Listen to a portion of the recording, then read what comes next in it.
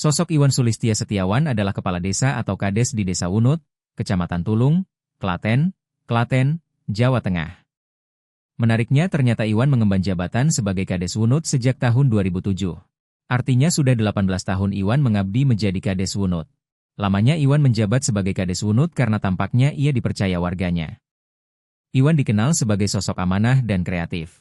Hal itu pun terbukti Iwan bisa membawa Desa Wunut yang tadinya berstatus tertinggal, kini menjadi desa berdikari. Ternyata ada kisah inspiratif dan menarik di balik alasan Iwan Kades itu bagi-bagi THR kepada seluruh warganya. Iwan mengungkap bahwa dana THR berasal dari pendapatan desa, khususnya dari hasil pengelolaan Umbul Pelem, destinasi wisata air yang dikelola oleh desa. Diketahui beberapa tahun belakangan Desa Wunut menjadi desa yang berdaya karena pengelolaan Umbul Palem tersebut. Pada tahun 2016, pendapatan Desa Wunut cuma mencapai Rp30 juta hingga Rp50 juta per tahun.